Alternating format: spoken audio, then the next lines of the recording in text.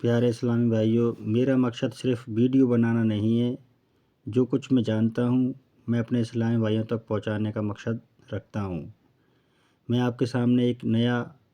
حدیث مبارکہ لے کر کے آیا ہوں کہ ہمیں ان باتوں سے بچنا چاہیے۔ جھوٹ بولنا،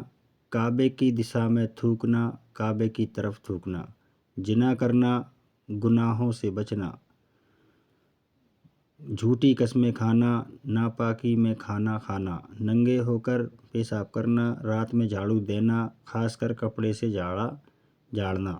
ناخن دانت سے کاٹنا، پائجامہ یا دامن آنچل سے منہ پونچھنا،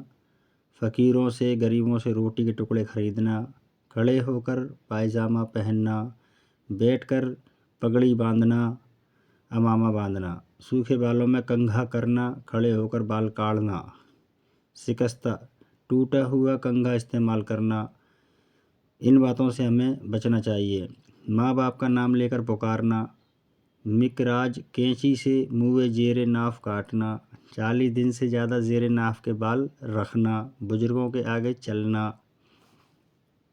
دروازے پر بیٹھنے کی عادت کرنا، لہسن پیاز کے چھلکے جلانا، مکڑی کے جالے دور نہ کرنا، جوں کو زندہ چھوڑنا، ان باتوں سے ہمیں بچنا چاہیے۔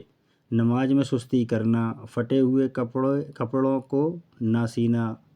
فجر کی نماز پڑھ کر مسجد سے جلد نکل آنا، فجر کی نماز کے بعد سونا،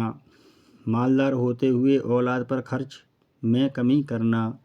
بغیر ہاتھ دھوئے کھانا کھانا، کھانے کے بعد برتن صاف نہ کرنا، اہل و عیال سے لڑتے رہنا، ہمیں ان باتوں سے بچنا چاہیے۔ میت کے قریب بیٹھ کر کھانا، ہر قسم کی لکڑی سے کھلال کرنا، کھانے پینے کے برتن کھلے ہوئے رکھنا، چراغ منہ کی پھونک سے بجھانا، بازار میں سب سے پہلے جانا اور بعد میں آنا، آندھے جوتے کو دیکھنا اور اس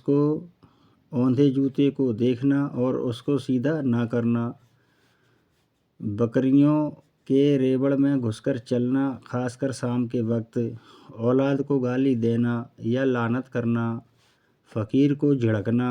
الٹا سیدھا کہنا، ہمیں ایسا نہیں کرنا چاہیے۔ بایاں پاؤں پہلے پائجامے میں ڈالنا اور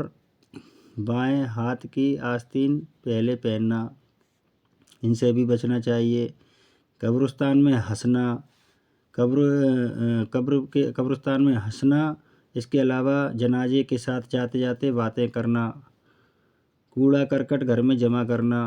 صبح ہوتے ہی خدا و رسول کا نام لیے بغیر، ذکر کیے بغیر دنیا میں مشغول ہو جانا، ان سے بھی بچنا چاہیے۔ مغرب اور عشاء کے درمیان سونا، گانے بجانے میں دل لگانا،